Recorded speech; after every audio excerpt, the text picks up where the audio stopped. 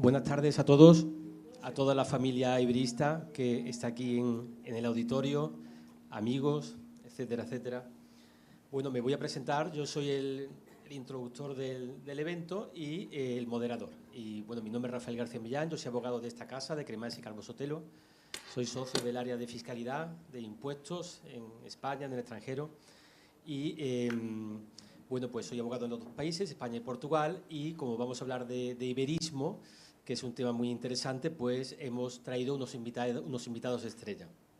Quería hacer varios agradecimientos. El primer agradecimiento a la casa que nos acoge, al despacho Cremades y Calvo Sotelo. Estamos en un auditorio del despacho que se utilizan para este tipo de eventos culturales. El despacho pues apoya a asociaciones, movimientos culturales de la sociedad civil, pues para darle difusión y apoyar a este tipo de iniciativas.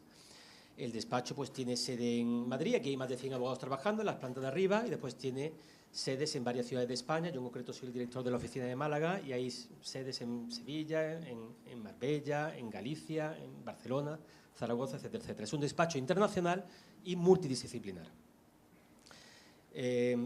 Por tanto, agradezco a la dirección del despacho pues la cesión de los recursos técnicos y humanos para la celebración de este evento.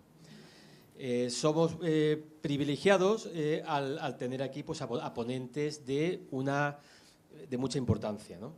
El primero, bueno, pues agradezco a don José Manuel García Margallo, que lo conocéis todos, político y diplomático español con una larga trayectoria institucional. Fue ministro de Asuntos Exteriores y de Cooperación de España desde 2011 a 2016 y eurodiputado en el Parlamento Europeo durante varios años. Miembro del Partido Popular e inspector técnico fiscal del Estado. Licenciado en Derecho y Economía por la Universidad de Deusto. Cursó Master of Law en Harvard University y es doctor en Derecho por la Universidad Miguel Hernández de Elche. Además de este currículum tan brillante, le comentaba antes a José Manuel que yo tuve la suerte de coincidir con él en un evento que hizo la Cámara de Comercio el verano pasado en Málaga, en el puerto de Málaga.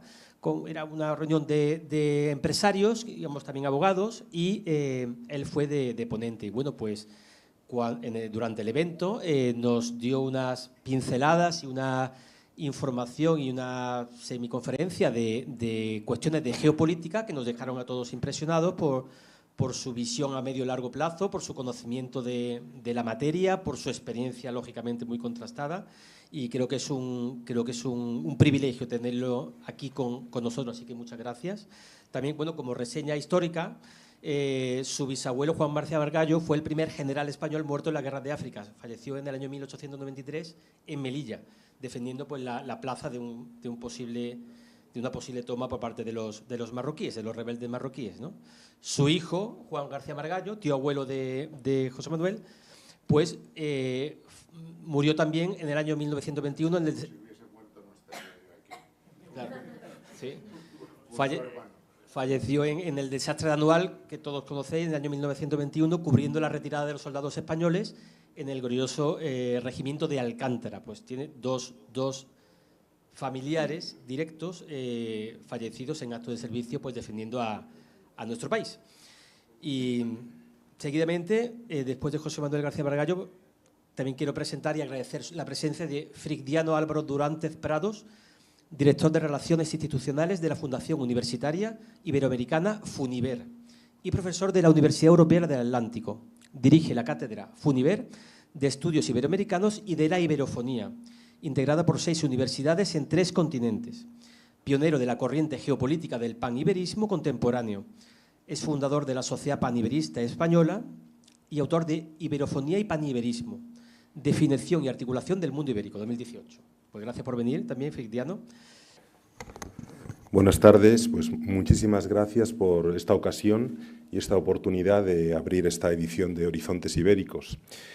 Y yo creo que realmente si hay un horizonte internacional ibérico por definición es precisamente el espacio panibérico o de la iberofonía que asocia a todos los países de lenguas española y portuguesa del mundo.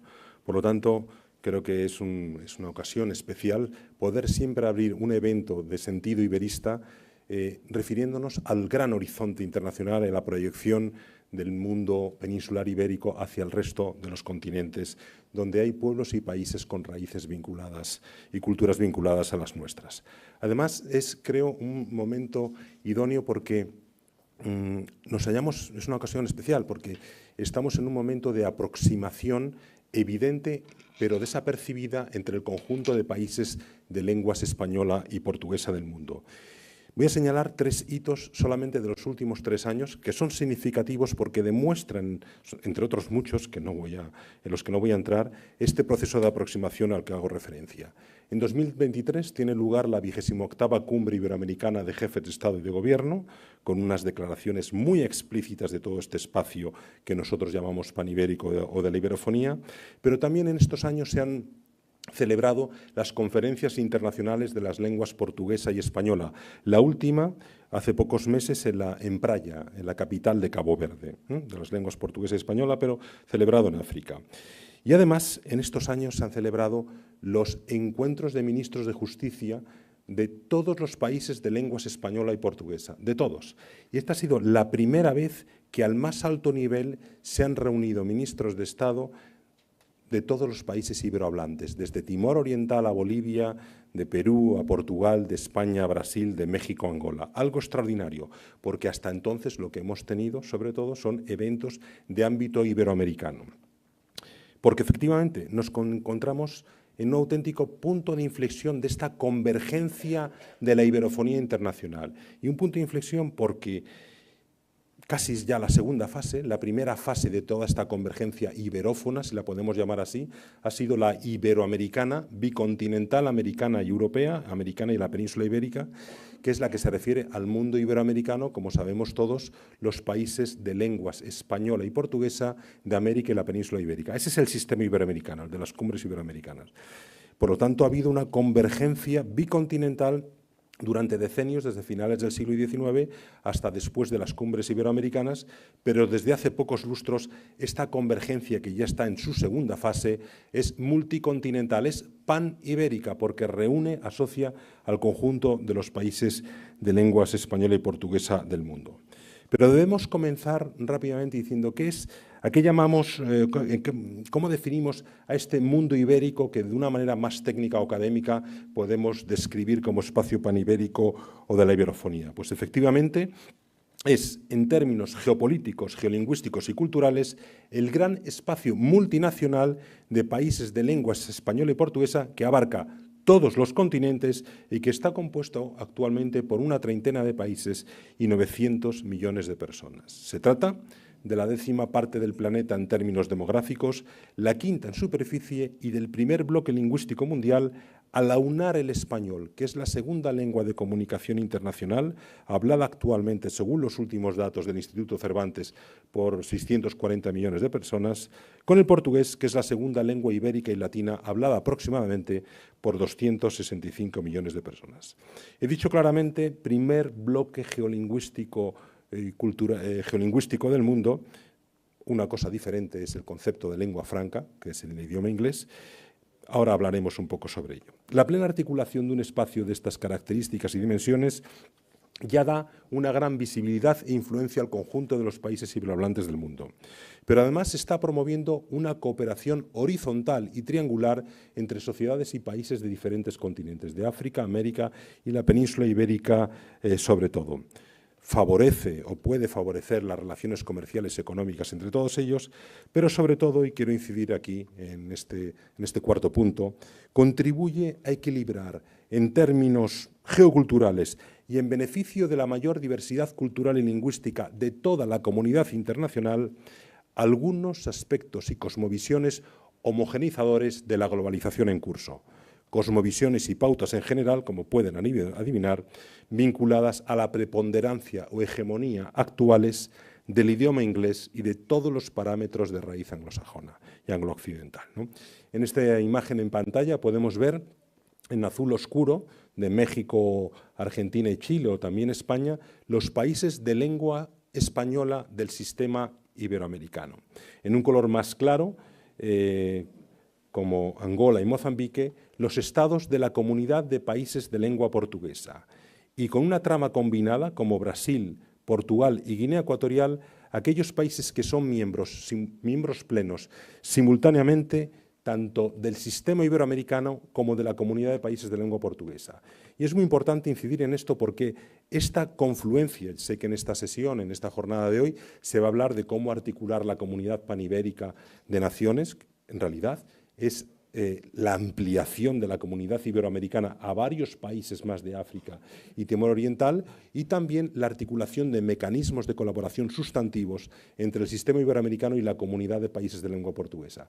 En términos multilaterales y de institucionalidad internacional, la manera de articular el mundo ibérico es a través de estas dos grandes comunidades culturales, la Comunidad Iberoamericana de Naciones y la Comunidad de Países de Lengua Portuguesa, que conjuntamente conforman el mundo ibérico, el espacio panibérico o de la iberofonía. Voy a comentar rápidamente la cuestión de los idiomas internacionales, ¿no? Efectivamente, como decíamos, la lengua franca internacional es el idioma inglés. También, quiero decir, fue lengua franca el arameo en la antigüedad en el Oriente Próximo, o ha sido lengua franca el suajili, una lengua muy minoritaria, pero conocida en África Oriental. Pero la apreciación que hacemos del espacio panibérico o de la iberofonía como primer bloque lingüístico del mundo resulta esencialmente de la valoración combinada y ponderada de dos parámetros fundamentales. El primero es el peso y presencia como lengua materna, y el segundo, el estatus como lengua oficial y de uso internacional. Si nos centramos en el inglés, según estadísticas anglosajonas, el inglés como lengua materna es hablado por alrededor de 385 millones de personas, lo cual es una cifra extraordinaria, no se puede negar. Como lengua internacional es idioma oficial de alrededor de 55 estados soberanos y de la mayor parte de los principales organismos internacionales multilaterales del sistema diplomático internacional. El chino, fijémonos en el chino. El chino, como lengua materna, es hablada por en torno a 950 millones de personas, y también como segunda lengua por un total de 1.400 millones de personas. Una lengua potentísima como lengua materna, pero en términos de proyección internacional, pues queda restringido prácticamente a la República Popular China. Ahora, si miramos solamente al español individualmente considerado, verificamos que es la segunda lengua materna, la segunda lengua de comunicación internacional, la tercera lengua en Internet, la segunda lengua de los Estados Unidos. Actualmente, como digo, según los últimos datos del Cervantes, 640 millones, o para ser más precisos, 636 millones de personas. Si sumamos el portugués y el español, resulta un espacio lingüístico, como he adelantado, actualmente ya, que ha llegado a los 900 millones, y la mayor parte de lengua materna ibérica. Español y portugués son lenguas oficiales, además, de 30 estados soberanos de todos los continentes, de la mayor parte de los organismos internacionales más relevantes, el español en Naciones Unidas y el español y el portugués en el sistema interamericano, en la Unión Europea, en la Unión Africana, etc. Por tanto, tienen más peso que el inglés como lengua materna y no están tan lejos del inglés como lengua de los foros internacionales multilaterales. Otra cosa, por supuesto, es el ámbito tecnológico comercial, pero son muy superiores al chino, muy cerca del chino como lenguas maternas y muy superiores en cuanto a su proyección internacional. Me refiero, por supuesto, a estos dos estrictos parámetros que son los que sostienen que este es el gran espacio geolingüístico mundial. ¿Y cuál es, en principio, la base, el fundamento operativo de este espacio de la iberofonía, de este espacio panibérico que aproxima a 30 países de 5 continentes, 900 millones de personas? Es decir, ¿por qué sumamos y por qué juntamos el portugués y el español? Pues la cuestión, el fundamento esencial es que es la afinidad lingüística, porque el español y el portugués son las dos únicas grandes lenguas internacionales ibéricas, grandes en términos cuantitativos, es decir, hablada cada una de ellas por más de 100 millones de personas y en más de 4 países, que son al mismo tiempo y en líneas generales recíprocamente comprensibles.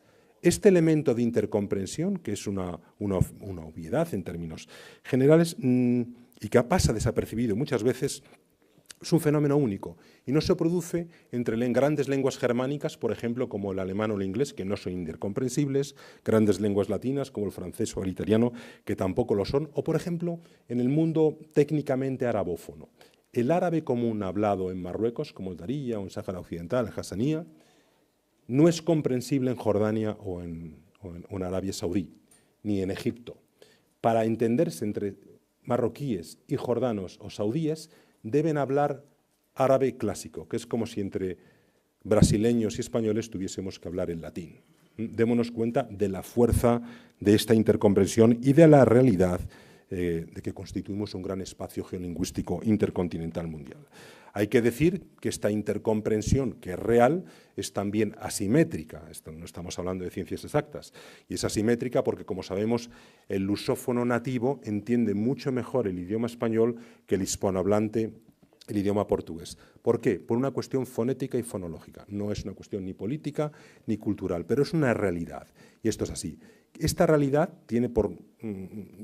proyecta, por un lado, una ventaja subjetiva en el hablante lusófono que de manera casi automática y directa puede entender el idioma español, pero por otro lado es también una ventaja objetiva para la lengua española porque es la lengua que se entiende de México a Argentina, pero también de Brasil a Mozambique. Esta ponencia, una muy parecida, la hemos podido pronunciar en países como Angola, como Santo Tomé, como Guinea-Bissau, como Portugal y otros, y está en Macao sin ningún problema porque es directamente entendido. Puedo contar la anécdota. Cuando estuvo el Papa Francisco en Timor Oriental hace 2 años aproximadamente, sin más, se dirigió a todo el mundo la gran homilía con 50.000 personas presentes en español en Timor Oriental, aparte de todas las reuniones que hubo ahí.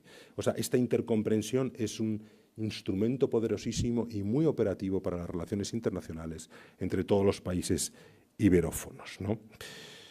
¿Qué significa esto en definitiva? Que no somos 640 millones de hispanohablantes, lo cual es mucho, o 265 millones de lusófonos. Somos 640 millones de iberófonos en el mundo.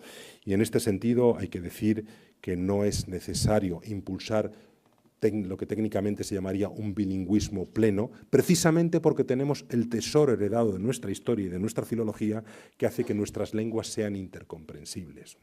Lo que tenemos que impulsar es la intercomprensión más perfecta entre nuestras lenguas.